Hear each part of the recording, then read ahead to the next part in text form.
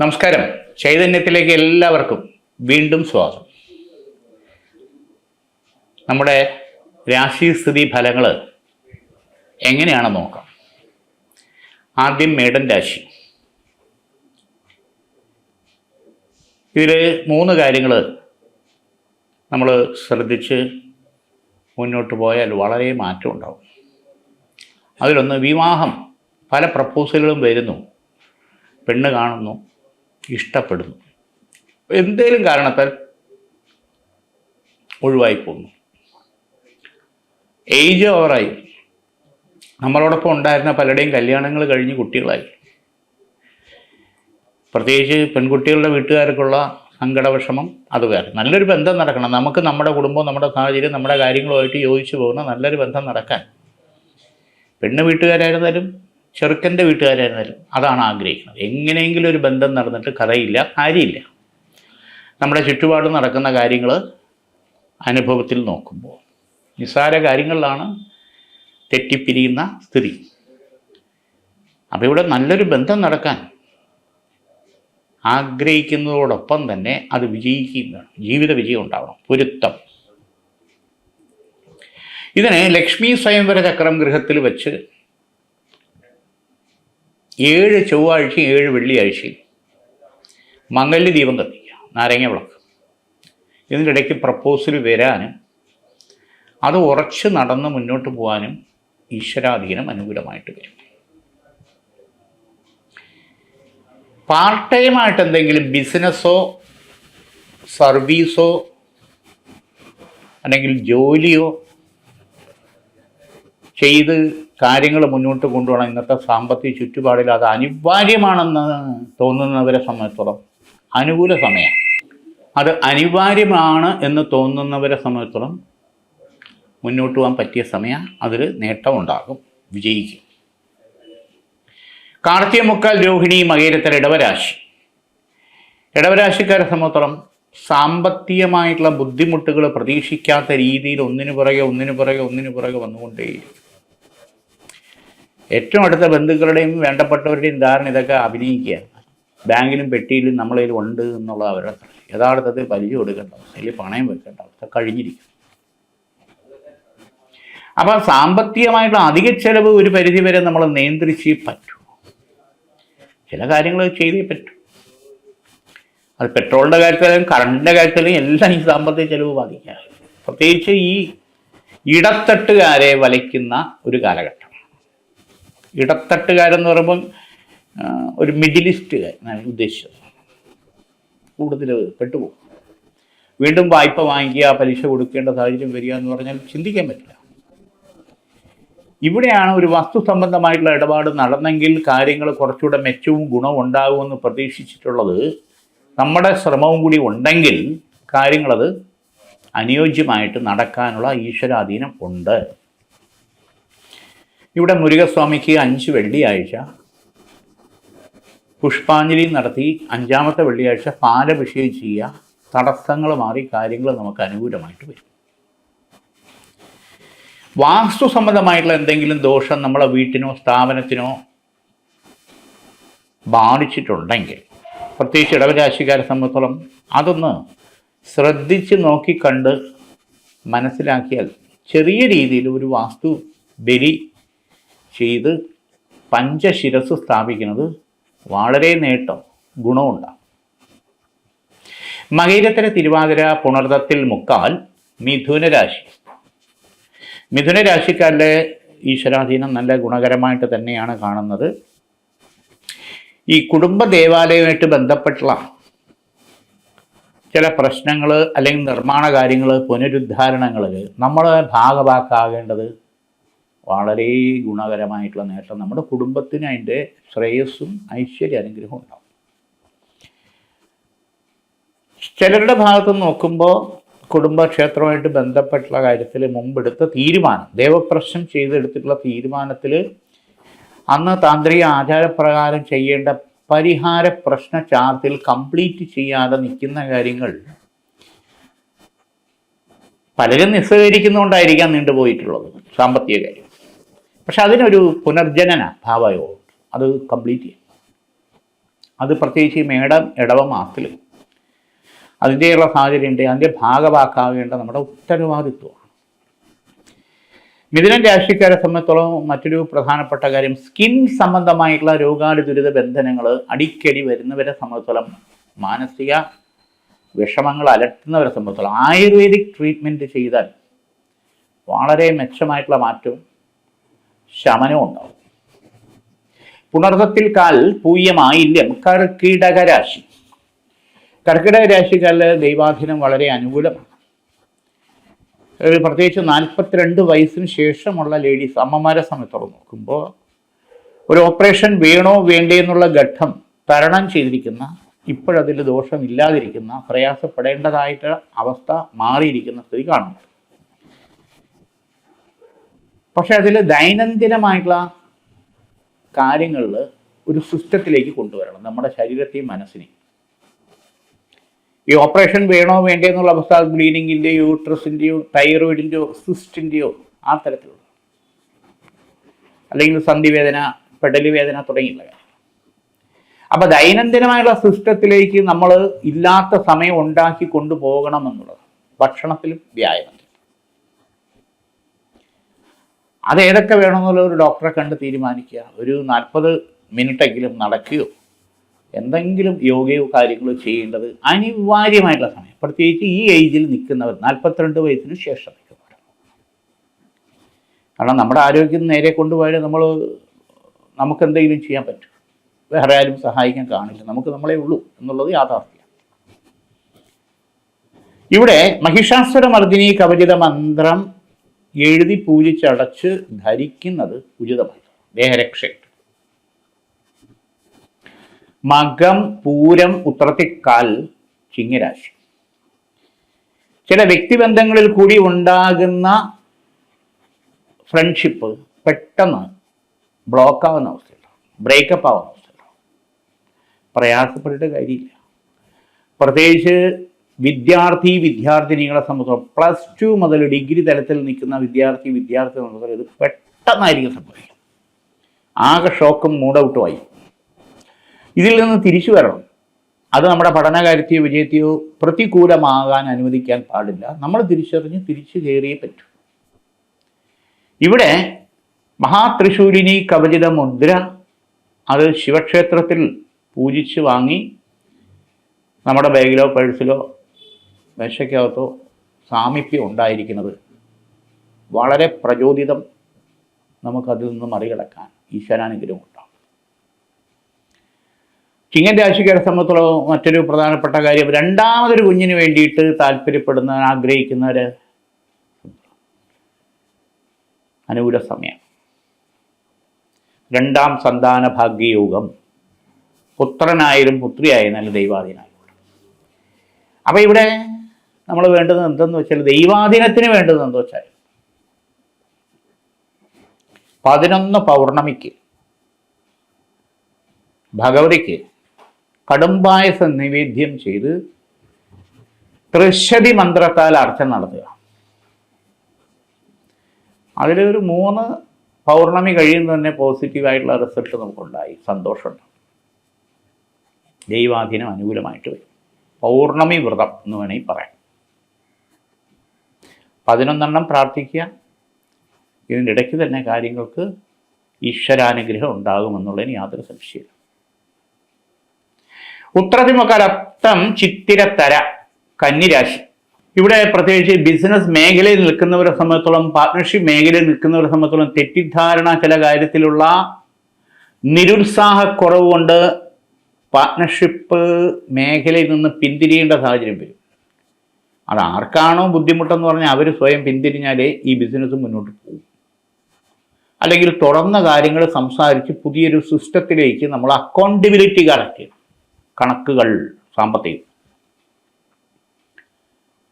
Real estate മേഖലയിൽ work ചെയ്യുന്നവരെ സംബന്ധിച്ചിടത്തോളം 1-2 നല്ല ഓപ്പർച്യൂണിറ്റി നടക്കാനും കാര്യങ്ങൾ മെച്ചമുണ്ടാകാനും ഈശ്വരാധീനം കാണുന്നുണ്ട്.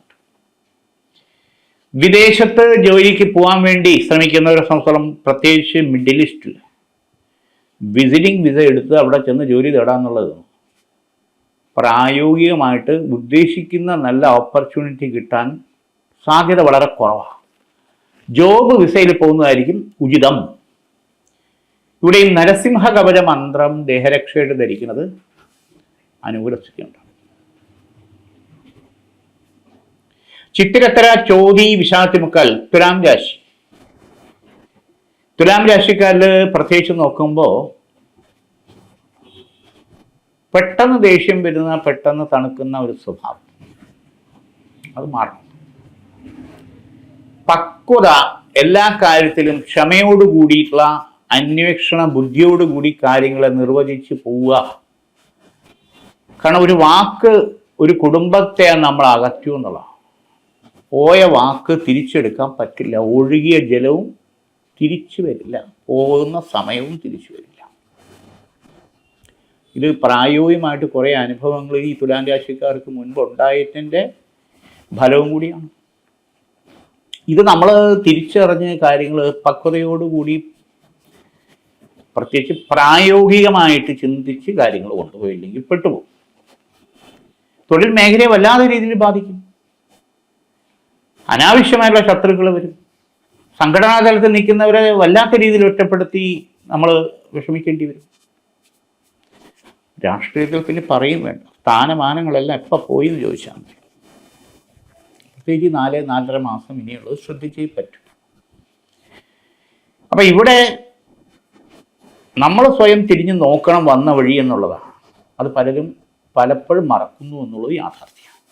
ആ തിരിച്ചറിവുണ്ടായി വന്നാൽ ഇനി അങ്ങോട്ടുള്ള കാര്യത്തിൽ നേട്ടം അനുകൂലമാക്കിയെടുക്കാൻ പറ്റും. ആ ശ്വാരൂഢ കവചിത മന്ത്രം ദേഹരക്ഷയായിട്ട് ധരിക്കുന്നത് ഗുണകരമാണ്. അയ്യപ്പക്ഷേത്രം ശാസ്താവിന് നീരാഞ്ജനം, എള്ളുകിഴി നീരാഞ്ജനം ശനിയാഴ്ചകളിൽ ചെയ്യുന്നത് ഉചിതമായിട്ടുള്ള സമയമാണ്. വിഷാദത്തിക്കാൽ അനിഴം തൃക്കേട്ട വൃശ്ചിക രാശി. വൃശ്ചിക രാശിക്കാരിൽ നോക്കുമ്പം ഈശ്വരാധീനം അനുകൂലമായിട്ടുണ്ട്. യാത്രാ സംബന്ധമായിട്ടുള്ള കാര്യങ്ങൾ ഗുരുവിൻ്റെയോ അതായത് വ്യാഴത്തിൻ്റെയോ ശുക്രൻ്റെയോ കാലഹോര സമയത്ത് തുടങ്ങുന്നത്, പുറപ്പെടുന്നത് ലക്ഷ്യത്തിലെത്തി വിജയിക്കാൻ സഹായകരമാണ്.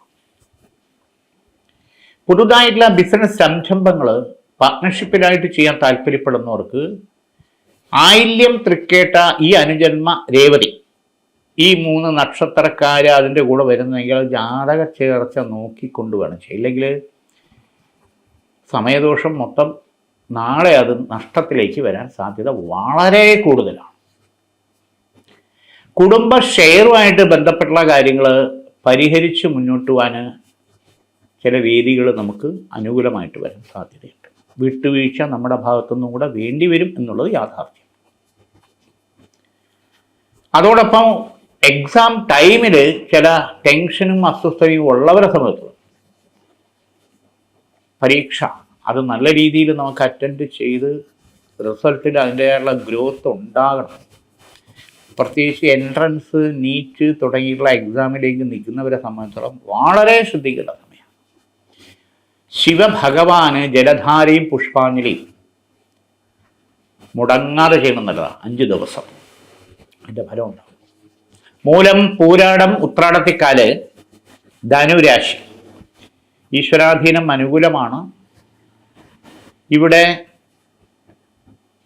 ബിൽഡിംഗ് കൺസ്ട്രക്ഷൻ മേഖലയിൽ നിൽക്കുന്നവരെ സംബന്ധിച്ചിടത്തോളം 1-2 പുതിയ പ്രോജക്റ്റുമായിട്ട് ബന്ധപ്പെട്ടുള്ള ഓപ്പർച്യൂണിറ്റി വരാനും അതിൽ നമുക്ക് നേട്ടം ഉണ്ടാകാനും ഈശ്വരാധീനം കാണുന്നുണ്ട്.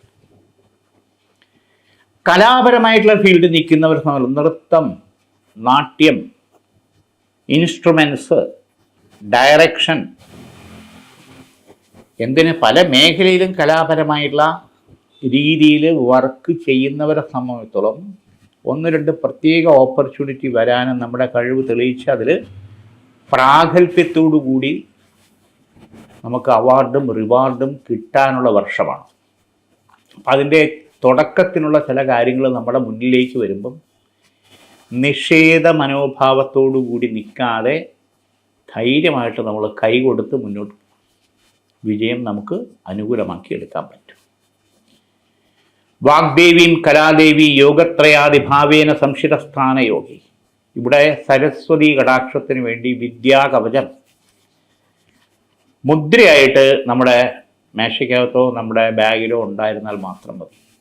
ഭഗവതി കടാക്ഷം അനുകൂലമായി നേട്ടം നേടിയെടുക്കാൻ പറ്റും. ഉത്രാടത്തിൽ മുക്കാൽ തിരുവോണം അവിട്ടത്തര മകരരാശി. ഇവിടെ ചില എതിർപ്പുകൾ അസൂയാലുക്കളുടെ, ബന്ധുക്കളുടെ, അല്ലെങ്കിൽ സുഹൃത്തുക്കളുടെ, അല്ലെങ്കിൽ പരിസരവാസികളുടെ, അല്ലെങ്കിൽ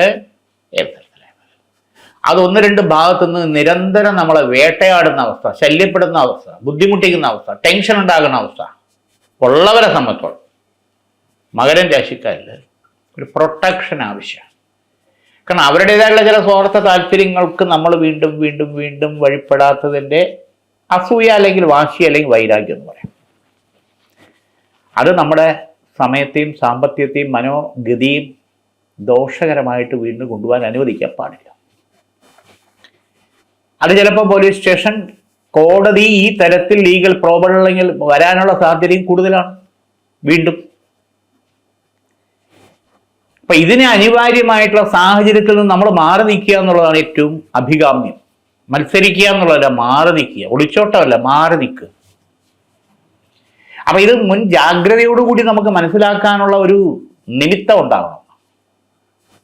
കാരണം പല ദിവസവും പല ആൾക്കാരുമായിട്ട് നമ്മൾ ബന്ധപ്പെടുന്നത് ഏതാണ് ശരി, ഏതാ നല്ലത്, തെറ്റ് അല്ലെങ്കിൽ ദോഷമെന്നും മനസ്സിലാക്കിയേ പറ്റും. അതിൻ്റെ സിംറ്റങ്ങൾ ഈശ്വര കടാക്ഷത്താൽ നമുക്ക് കിട്ടും. സപ്തശുദ്ധി,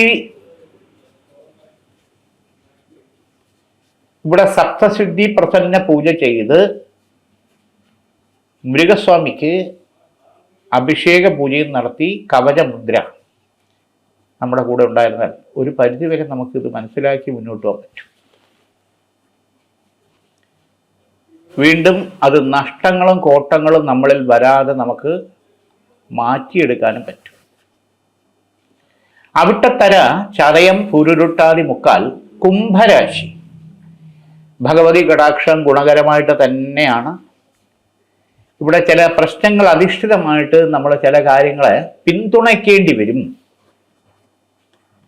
അത് നമ്മുടെ സസ്പെൻഷൻ, ട്രാൻസ്ഫർ, ഷോക്കസ് നോട്ടീസ് അല്ലെങ്കിൽ കട്ട് ചെയ്യുക, നമ്മുടെ സാമ്പത്തികത്തിനെ, പ്രത്യേകിച്ച് ജോലി സ്ഥലത്തുള്ള ഈ കോമ്പറ്റീഷനിൽ നമ്മുടെ എക്സ്പീരിയൻസും റിലേഷൻഷിപ്പും ഡീലിങ്സും ഗുഡ്വില്ലും സഹിക്കാത്ത അസൂയക്കാരുടെ